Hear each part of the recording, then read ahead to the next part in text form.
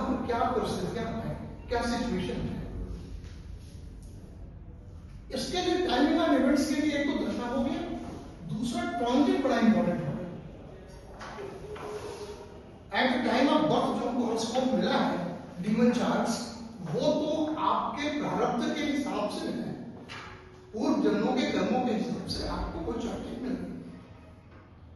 अब ये जो ट्रांजिट है विंशोत्तरी और ट्रांजिट को जब मिला करके हम पढ़ेंगे तो आपको बहुत अच्छा लगेगा कि हम अपने वर्तमान कर्मों को भी इसमें इंक्लूड करें, उसके अकॉर्डिंग रिजल्ट आता है। आप कोई चीज सोचते हो कि हमको सपोज मकान नहीं है, आप बहुत इजीली फाइंड आउट कर सकते हो पर्टिकुलर दशा अंतर्दशा के पीरियड में कि whether the time is suitable for the movement property or not, और accordingly you can make the efforts करना है। आप एफर्ट्स नहीं करेंगे, टाइम कंडीशन है, टाइम आपको सूट कर रहा है टाइमिंग, ये इंडिकेशन आपको मिल जाएगा और आपके कर्म को प्रेरित करने के लिए उस समय बता देगा कि आप उस दिशा में प्रयास करेंगे, यू कैन डू इट।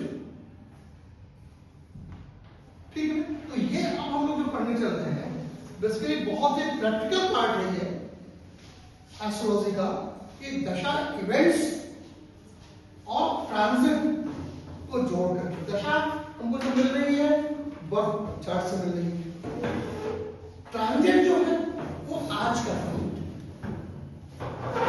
आज के हिसाब से हमको क्या रिजल्ट मिल सकता है, क्या हम रिजल्ट डिराइव कर सकते हैं, या क्या मिलेगा। ये आपके इसीलिए कहा जाता है कि ज्योतिष में हमेशा आपके अपने कर्म बहुत मायने रखते हैं। कर्म के according to your actions, according to your works, you can take out extract details from the planets. और अब हम लोग इस पार्ट में ठीक लग रहा है नहीं? यहाँ पे मजाक चल रहा है ठीक है। अब इसके लिए क्या करना है, बहुत बेसिक सी चीज है कि आप अपने जीवन चार्ट को पहले ड्रा कर लीजिए। हम अभी बेसिक बताएंगे, फिर उसके बाद से जब टाइम मिलेगा तो एग्जांपल्स के साथ इसको डिस्कस करेंगे, तब ये चीजें पूरी क्लियर हो जाएगी। टाइम हम लोगों के पास है इसलिए कर सकते हैं। और ये बहुत इंपॉर्टेंट पार्ट है कि आपके सामने उसको तो सबसे पहले दशा अंतर दशा पर जाएंगे हमको कि दशा किसकी चल रही है और अंतर दशा किसकी चल रही है। डीमन चार्ट आप ड्रा कर लीजिए और डीमन चार्ट में आप महादशा, अंतरदशा और प्रत्यंतर दशा, इन तीन प्लैनेट्स का काफी इंपॉर्टेंस होता है। प्रत्यंतर साल में जो महादशा है उसके अंदर में अंतरदशा, अंतरदशा के बाद प्रत्यंतर दशा। इसमें कोई डाउट तो नहीं किसी को? कैलकुलेशन हो गया होगा इसका?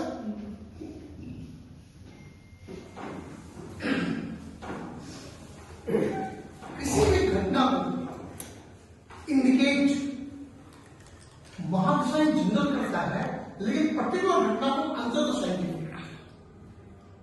तो लाइक वाइज थोड़े समय में प्रत्यंतर, इसलिए महादशा के रेफरेंस में अंतरदशा बहुत इंपॉर्टेंट है।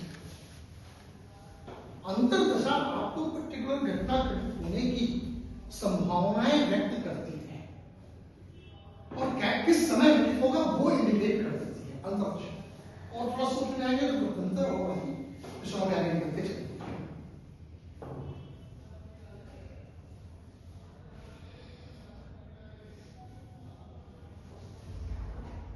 दशा लगने की चार्ट है, सॉरी डीमन चार्ट को आप D9 चार्ट मॉडल ले लीजिए। अगर कोई घटना इन दोनों को इंडिविजुअल स्टडी करिए, इंडिविजुअल अलग बिल्कुल जैसे नॉर्मल आप D1 को पढ़ते हैं उसी तरह से D9 में। अगर कोई घटना इवेंट आपको लगता है इसमें भी आ रही है, इसमें भी आ रही है, ठीक है, तो वो श्योर है घटना होगी, उसकी पॉसिबिलिटी बढ़ जाती है। जो D1 भी कंफर्म कर रहा है, D9 भी कंफर्म। और संयोग से अगर ट्रांजिट की कुंडली बनी जिसकी कुंडली देख रहे हैं या किसी की भी देख रहे हैं, इसमें पर्टिकुलर टाइम की हॉरोस्कोप, ठीक है, इस पर्टिकुलर टाइम की।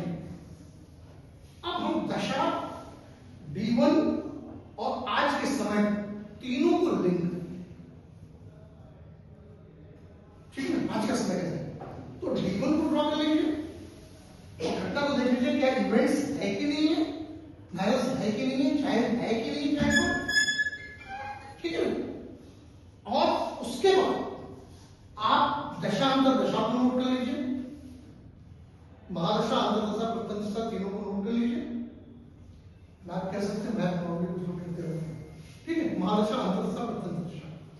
इसके बाद आप ट्रांजिट की हॉरोस्कोप को ट्रांजिट के हॉरोस्कोप को विद रिस्पेक्ट टू लग्न आप रोटेट कर दीजिए। आपका जो लग्न है, ट्रांजिट अभी का जो ट्रांजिट है उसके विद रिस्पेक्ट रोटेट कर दीजिए। समझ में आया? जो ट्रांजिट के भी इस समय की कुंडली आपने ड्रॉ कर लिया, इस समय का कुंडली ड्रॉ हो गया, तो कोई भी लग्न हो सकता है इस समय, उस लग्न आप अपने लग्न के सॉकेट उसको बनाओ। तो समझ में नहीं सर आप ये जानना चाह रहे हैं सर?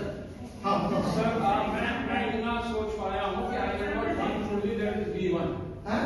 मैं मेरे को ये समझ में आया, मेरे पास एक कुंडली जो डेटा मेरे पास है D1 है, जिसको मैं समझता हूँ, ठीक है। और उसके बाद ट्रांजिट ये सब समझ नहीं आया।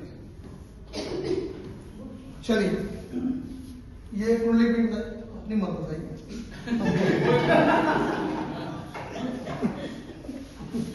हमको लेने दीजिए।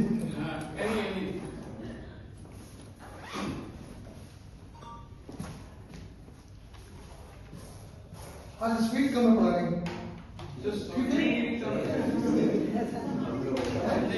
समझने की कम है हम समझ, लोग की समझने की स्पीड भी कम है, तो उस हिसाब से ठीक हो रहा है, सिंक हो रही है चीजें। समझ में आ रही है? बेसिकली ये रीजन है, this is most complicated and complex issue. ये इतना आसान भी नहीं है, इसी में बहुत ही सोच को चलना चाहिए। दोबारा पढ़ने बैठे कॉपी को देखकर आगे, बेसिक पर्पज है कि हम हॉरोस्कोप को डिकोड कैसे कर सकते, उसके और आज के डेट में हम चीजों को कैसे बता सकते। तो उसके लिए ये टॉपिक इस लेवल पर हम आ गए कि इस टॉपिक को बहुत ही ढंग से और एक कॉम्प्लेक्स मिक्स करें, हम D1 को भी मिक्स कर रहे हैं, D9 को भी मिक्स कर रहे हैं, दशा को भी कर रहे हैं, ट्रांजिट को भी कर रहे हैं करेक्टली, तो देयर आर वेरियस, तो इसलिए बहुत ही आराम से चल रहा है। बना के इसी को हम लोग पिछली बार एक कुंडली बनाया था, बोल रहे कहाँ चली गई?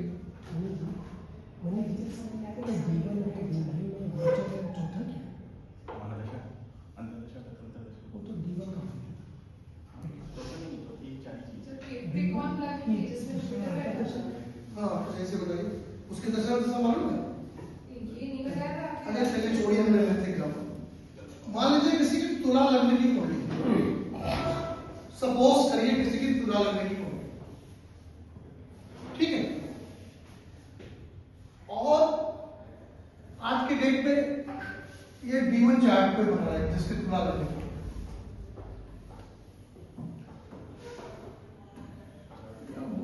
ठीक थी, हम लोग बना देते हैं। डाटा किसी के पास है? सर तुला लगने का एक डाटा है मेरे पास। तुला लगने का है? हाँ सर,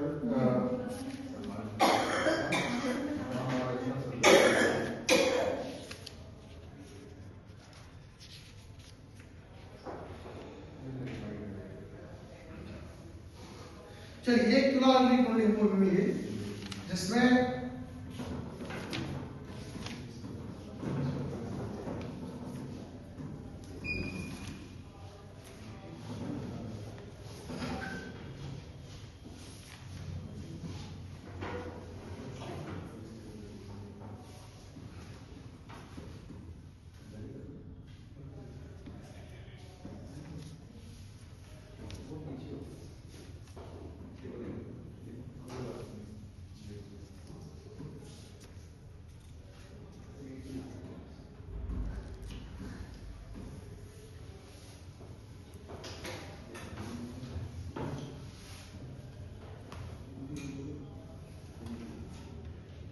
ठीक है, ये सर बात कर रहे थे ना, ये D1 चार्ट, जी सर। ये D1 चार्ट है। और आज के डेट में अभी की कुंडली हम निकाले हैं,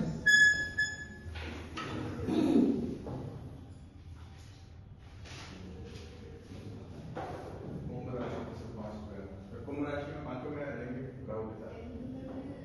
हैं? कुंभ राशि में सूर्य मंगल शुक्र ट्रांजिट अच्छा होगा ट्रांजिट में तो प्रेजेंट में आपके लग्न एक आ रही है, तो इस समय की कुंडली आप ड्रॉ करें तो ये आपकी ये कुंडली मेष लग्न की मिलेगी। स्टार्ट करो।